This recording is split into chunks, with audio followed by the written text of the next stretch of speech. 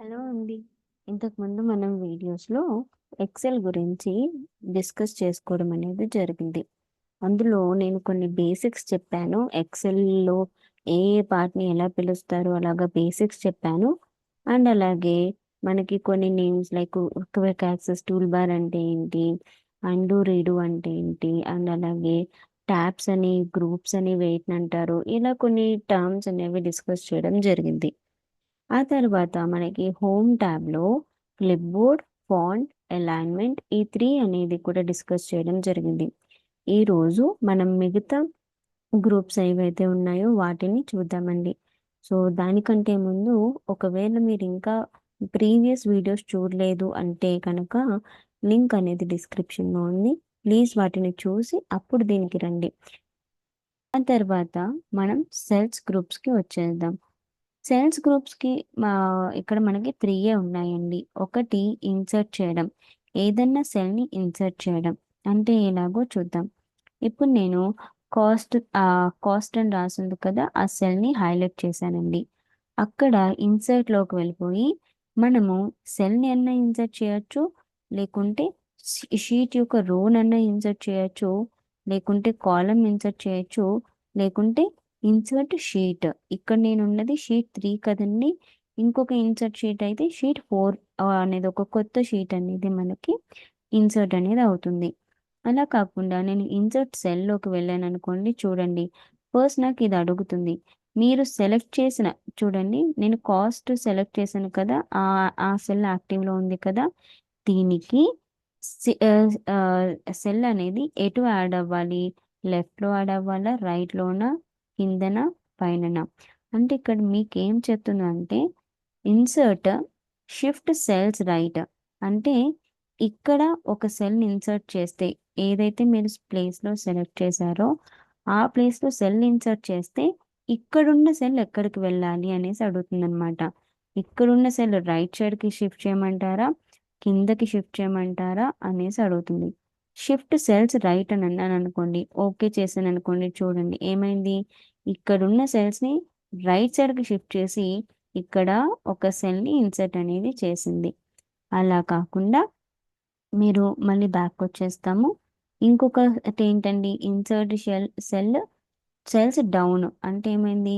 ఇప్పుడు మీకు ఒక ఇది కిందకొచ్చేసి ఆ పైన ఇంకొక సెల్ అనేది ఇన్సర్ట్ అవ్వడం జరుగుతుందనమాట. అలాగా మీరు సెల్‌ని ఇన్సర్ట్ అనేది చేసుకోవచ్చు. కానీ అదేమడుగుతుందంటే ఆ సెల్‌ని ఇన్సర్ట్ చేసేటప్పుడు అక్కడ ఆల్రెడీ ఉన్న సెల్ రైట్‌కి వెళ్ళాలా? కిందకి వెళ్ళాలా? అనేసి మీకు అడుగుతుంది. దాన్ని చూసుకొని మీరు అడ్జస్ట్ అనేది చేసుకోండి. డేటాకి మిడిల్‌లో ఇన్సర్ట్ చేసుకునేటప్పుడు ఇవన్నీ కొంచెం చూసుకొని మీరు అడ్జస్ట్ అనేది చేసుకోవాలి. ఎగ్జిస్టింగ్ సెల్ ఎటు వెళ్ళాలి అనేది చూసుకోండి. ఆ తర్వాత ఇన్సర్ట్ రో అంటే ఇక్కడ మనకి చూడండి. ఇక్కడ మీరు బాగా అబ్జర్వ్ చేస్తే మనకి ఈ ఈ ఇది రో 2 అండి. ఈ రో 2 పైన ఏముందండి? రో 1 ఒక్కటే ఉంది. కానీ నేను ఇక్కడ కాస్ట్ అనే సెల్‌ని హైలైట్ చేసి ఒకవేళ ఇన్సర్ట్ రోకి వెళ్ళాననుకోండి, ఇప్పుడు నాకు పైన ఇంకొక రో అనేది ఏర్పడుతుందనమాట. రో అంటే హారిజాంటల్‌వి చెప్పాను కదండీ! చూడండి ఇప్పుడేమున్నాయి 1, 2, 2 రోస్ అనేవి ఏర్పడ్డాయి. నేను ఎందుకంటే ఇంకొక రోని ఇన్సర్ట్ చేశాను కాబట్టి. అలా కాకుండా కాలమ్ ఇన్సర్ట్ చేయాలి అంటే మీరు ఇక్కడ పర్సెంటేజ్ దగ్గర నేను హైలైట్ చేశానండి సెల్‌ని. ఇప్పుడు మీరు ఇన్సర్ట్‌లోకి వెళ్ళిపోయి, ఇన్సర్ట్ షీట్ కాలమ్ అన్నారు అంటే, ఇక్కడ కాలమ్ అంటే వర్టికల్‌గా కదండీ! మీకు వర్టికల్‌గా ఒక కాలమ్ అనేది వస్తుంది చూడండి. ఇది సి, ఇది డి. ఓకే కదండీ! ఇప్పుడు మనం చూద్దాము. మనకి ఇన్సర్ట్ కాలమ్ అయితే మీకు ఎటు సైడ్ వస్తుందో చూసారా? ఇక్కడ మీరేదైతే సెలెక్ట్ చేసుకొని పెట్టుకున్నారో దానికి ముందు ఒక కాలమ్ అంటే మీకు వర్టికల్‌గా అనేది ఒక కాలమ్ యాడ్ అవ్వడం జరిగిందండి. అలాగే ఇన్సర్ట్ షీట్ కానీ, రో కానీ, సెల్ కానీ మీరు ఇన్సర్ట్ అనేది చేసుకోవచ్చు. అలాగే ఇన్సర్ట్ షీట్ అండి. చెప్పాను కదా! మీకు ఇక్కడ ఆల్రెడీ ప్లస్ బటన్ ఉంది. ఒక న్యూ షీట్‌ని యాడ్ చేయాలి అంటే కింద. అలా కాకుండా ఇక్కడికొచ్చి కూడా ఇన్సర్ట్ అనేది షీట్ అనేది మీరు యూజ్ చేసుకొని ఇంకొక కొత్త షీట్‌ని ఇన్సర్ట్ చేసుకోవచ్చనమాట. ఇక్కడ ఏంటి అంటే మనము సెల్స్‌ని డిలీట్ చేస్తున్నాము. అంటే ఏదన్నా సెల్ అవ్వచ్చు, షీట్ అవ్వచ్చు, లేకపోతే కాలమ్ అవ్వచ్చు, రో అవ్వచ్చు. ఏదైతే డిలీట్ చేయాలనుకుంటున్నారో దాన్ని ఫస్ట్ సెలెక్ట్ చేసి పెట్టుకోండి ఇలాగా. సెలెక్ట్ చేసుకున్న తర్వాత అది ఎలా సెలెక్ట్ చేయాలి అంటే ఒకటేసారి కాలమ్ అంతా సెలెక్ట్ చేయాలి అంటే మీ యారో మార్క్‌ని తీసుకొని ఆ లెటర్ దగ్గరకి తీసుకెళ్ళండి. అప్పుడు మీకు కిందకి చూపిస్తున్నట్టు ఒక యారో మార్క్ అనేది కనిపిస్తుంది కదా! అప్పుడు మీరు క్లిక్ చేస్తే మీకు ఈ కాలమ్ అంతా కూడా సెలెక్ట్ అయిపోతుంది. అప్పుడు డిలీట్‌లోకి వెళ్ళి డిలీట్ షీట్ కాలమ్స్ అని చెప్పేసి మీరు ఇచ్చేస్తే మీకు ఆ కాలమ్ అనేది చూసారా? డిలీట్ అనేది అయిపోయింది. ఆ ప్రొడక్ట్ కాలమ్ డిలీట్ అనేది కంప్లీట్‌గా అయిపోయింది. అలా కాకుండా మీరు రో డిలీట్ చేయాలనుకుంటే ఫస్ట్ సేమ్ అండి. మీ యారో మార్క్‌ని ఆ నంబర్ దగ్గరికి తీసుకెళ్తే మీకు హారిజాంటల్‌గా యారో అనేది చూపిస్తుంది. అక్కడ మీరు సెలెక్ట్ చేసుకుంటే మీరు డిలీట్ వెళ్ళేసి డిలీట్ షీట్ రో అని చెప్పేసారనుకోండి. మీరు ఏదైతే రో సెలెక్ట్ చేసారో ఆ రో అనేది మొత్తం కూడా డిలీట్ అయిపోతుంది. ఆ రోలో ఉన్న మ్యాటర్ కూడా మీకు డిలీట్ అనేది అయిపోతుంది. అలా కాకుండా ఇంకేమున్నాయండి షీట్ చూసారు కదా! షీట్ 1 ఇప్పుడు ఒక్కొక్కసారి కొన్ని షీట్స్ మీరు అన్నెసెసరీగా ఉండొచ్చు. డిలీట్ అనుకోవచ్చు. అప్పుడు మీరు ఏ షీట్ అయితే డిలీట్ చేయాలనుకుంటున్నారో ఆ షీట్‌లో ఆ షీట్ ఓపెన్ చేసి ఉంచుకోండి. ఓపెన్ చేసి డిలీట్‌లోకి వెళ్ళి డిలీట్ షీట్ అనేది చేస్తే మీకొకసారి అడుగుతుంది. ఇది కనుక మీరు డిలీట్ చేస్తే పర్మనెంట్‌గా డిలీట్ అయిపోతుంది. సో, డిలీట్ చేయాలా? వద్దా? అనేసి ఒక్కసారి పర్మిషన్ అడుగుతుంది. అవును. డిలీట్ చేయాలి అనుకున్నప్పుడు మీరు డిలీట్ చేశారు అంటే, చూసారా? నా దగ్గర ఇంతకుముందు షీట్ 1 ఉండేది. ఇప్పుడు షీట్ 1 అనేది లేదు. ఎందుకంటే షీట్ డిలీట్ అనేది అయిపోయింది. ఆ తర్వాత మీకు ఫార్మాట్ అనేసి ఒకటుంది. ఈ ఫార్మాట్ అంటే ఏంటి అంటే అండి, ఇప్పుడు మనకి ఇక్కడ ఉంది చూడండి. ఇక్కడ మీరు ఇది అబ్జర్వ్ చేస్తే బాగా కాలమ్ సి అనేది బాగా అబ్జర్వ్ చేస్తే సీ కాస్ట్ అనేది అంటే వర్డ్ ఎలా ఉందండి? కొంచెమే ఉంది. కానీ అటు సైడ్, ఇటు సైడ్ గ్యాప్ చాలా ఉంది. చూసారా? ఇదే కనుక మనం ప్రింట్ తీస్తే మనకి చాలా స్పేస్ అనేది అన్నెసెసరీగా వేస్ట్ అనేది అవుతుంది. ఇక్కడ చూసారా? నంబర్స్‌కి కూడా ఎంతుందండి స్పేస్? ముందు చాలా ఉంది. ఇలా కాకుండా కరెక్ట్‌గా అవి ఎంతైతే వర్డ్ ఉన్నాయో, టెక్స్ట్ ఉన్నదో, ఆ టెక్స్ట్ మాత్రమే సెల్‌లో వచ్చేలాగా ఫిట్ అవ్వాలి అన్నప్పుడు ఏం చేయాలంటే అండి, మీరు దాన్ని సెలెక్ట్ చేసుకొని, ఇక్కడ సెల్స్ గ్రూప్‌లో ఫార్మాట్‌లోకి వెళ్ళిపోయి, ఆటో ఫిట్ కాలమ్ విడ్త్ అనేది సెలెక్ట్ చేసుకోండి. ఆటో ఫిట్ కాలమ్ విడ్త్ అని సెలెక్ట్ చేసుకున్నప్పుడు చూసారా? మీకు టెక్స్ట్ ఎక్కడి వరకుందో అక్కడి వరకే మీకు అనేది విడ్త్ అనేది కాలమ్ యొక్క విడ్త్ అనేది కంప్రెస్ అయిపోయింది. దగ్గరకనేది వచ్చేసింది. అలా కాకుండా మీరు రో అండి. రో రోని కూడా మీరు ఇలాగే ఫార్మాట్ అనేది చేయొచ్చు. ఇక్కడ మీరు చూసారా రో హైట్. ఇప్పుడు చూడండి ప్రొడక్ట్ కాస్ట్ పర్సెంటేజ్. ఇక్కడ హైట్ చూడండి పైన, కింద కొంచెం స్పేస్ అనేది ఉంది కదా! సో, మీరేం చేయొచ్చు, ఇది ఇలా సెలెక్ట్ చేసుకొని ఫార్మాట్‌లోకి వెళ్ళి రో హైట్‌ని అడ్జస్ట్ చేసుకోవచ్చు. రో హైట్‌ని అడ్జస్ట్ చేయడము మీకు ఏదన్నా పర్టిక్యులర్ నంబర్ హైట్ తెలిస్తే మీరిక్కడ ఇచ్చేసేయొచ్చనమాట. లైక్ 12 కానీ, 13 కానీ చూసారా? ఇలా ఇస్తే మీకలాగా తగ్గిపోతుంది. అలా కాకుండా మీరు వేరే ఫార్మాట్ ఆటో ఫిట్ అంటే దానంతట అదే ఫిట్‌గా చేసేస్తుందనమాట. ఆహ్, ఆ టెక్స్ట్‌కి తగ్గట్టుగా అదే ఫిట్ అయిపోతుంది. ఇది ఆటో ఫిట్ అండి. చూసారా? ఆటో ఫిట్ అంటే పైన, కింద హైట్‌ని చూసి ఫిట్ అవుతుంది. అది రో అండ్ అలాగే అటు, ఇటు అంటే right side, left side fit అయ్యేలా చేస్తే మనకది కాలమ్ విడ్త్ ఫిట్ చేయడం అన్నమాట. అది ఫార్మాట్ అండి. ఇవన్నీ కూడా అదే. డిఫాల్ట్ విడ్త్ అంటే మీకు తెలుసు కదా! ఈ సెల్స్ అన్నీ కూడా మనకి డిఫాల్ట్ విడ్త్‌లోనే ఉంటాయి. రో అండ్ హైట్ డిఫాల్ట్ విడ్త్ అన్నీ ఇవన్నమాట. ఆ తర్వాత మీకింకా కిందకొస్తే మీకు హైడ్ అండ్ అన్‌హైడ్ ఉన్నాయి. ఒక్కొక్కసారి మనము కొన్ని రోస్‌ని కానీ, కాలమ్స్‌ని కానీ హైడ్ చేయాల్సొస్తది. అప్పుడు మీరేం చేస్తారు, అలా ఆ రోస్‌ని, కాలమ్స్‌ని మీరు ఇలా మొత్తం సెలెక్ట్ చేసుకొని పెట్టుకుంటారు.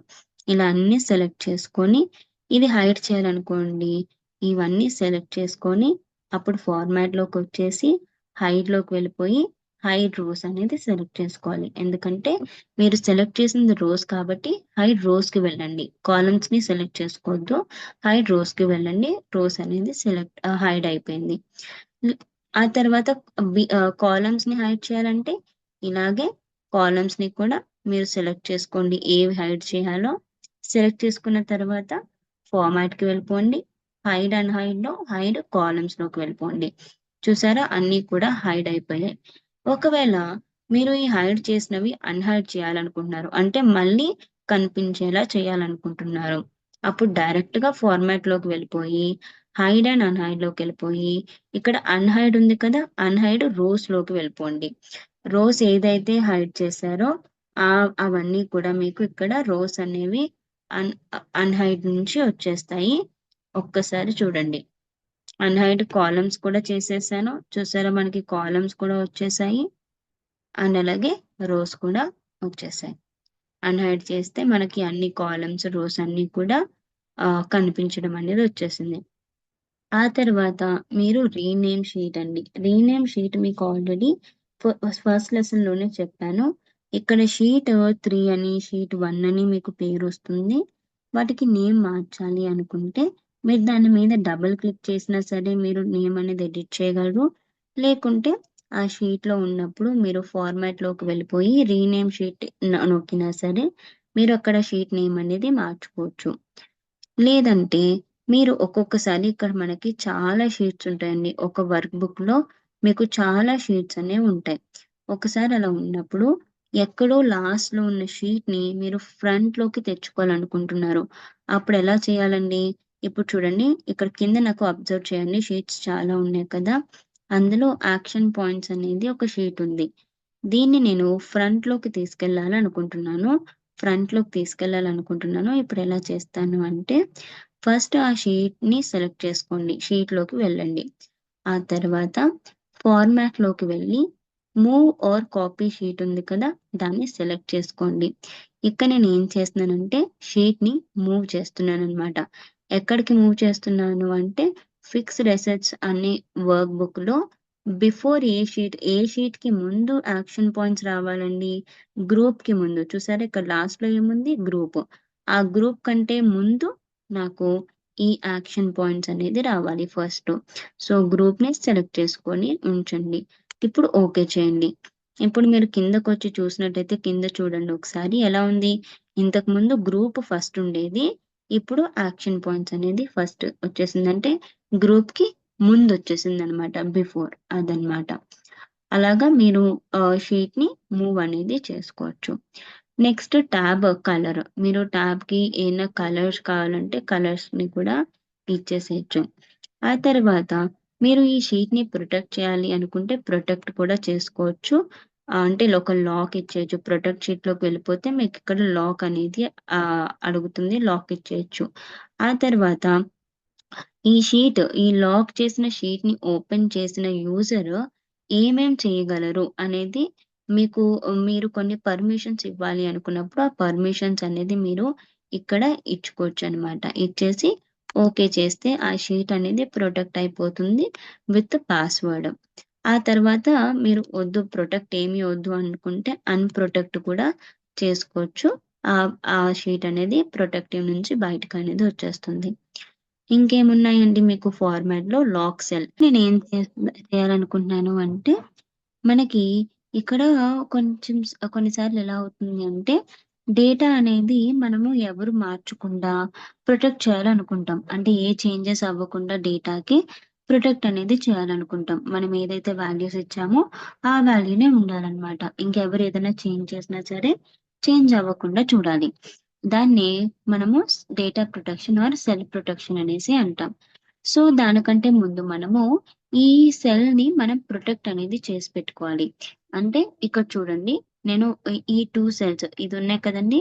ఈ 1,50,000, 80,000 ఈ 2 సెల్స్ డేటాని నేను ప్రొటెక్ట్ చేస్తున్నాను. అంటే వాటిని సెలెక్ట్ చేసుకున్నాను.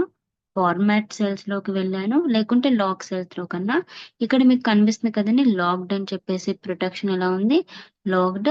So, okay. నేను ఫార్మాట్ సెల్స్‌లో లాక్ చేసేసాను. ఇప్పుడు ఇవి లాక్‌లో ఉన్నాయి. ఓకేనా అండి? లాక్‌లో ఉన్నాయి కదా! ఇప్పుడు మనము ఈ షీట్ అనేది ప్రొటెక్ట్ చేద్దాం. షీట్‌ని ప్రొటెక్ట్ చేస్తున్నాను. ఒక పాస్‌వర్డ్ ఇచ్చేస్తాను.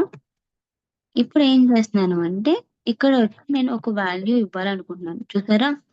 The cell or chart you are typing to change is on a protected sheet. To make a change, unprotect the sheet. You might be requested to enter a password. Unprotect చేసేటప్పుడు password అడుగుతారు. Password ఇవ్వాలి.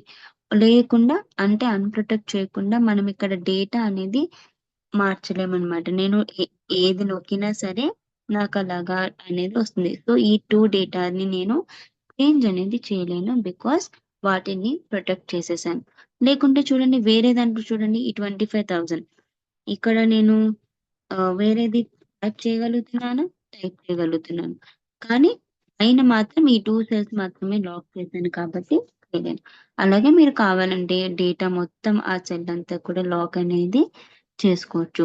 ఒకవేళ మీకు password తెలిసి ఇది modify చేయాలి అనుకుంటే unprotect కూడా చేయడం అనేది చేసుకోవచ్చనమాట. ఇదండి home tab related cells, groups. ఆ తర్వాతి లెసన్‌లో మనం ఎడిటింగ్ అంటే ఏంటి అంటే, ఇక్కడ ఎడిటింగ్ గ్రూప్‌లో ఏమున్నాయి అనేది క్లియర్‌గా చూద్దాం. థాంక్స్ ఫర్ వాచింగ్ అండి.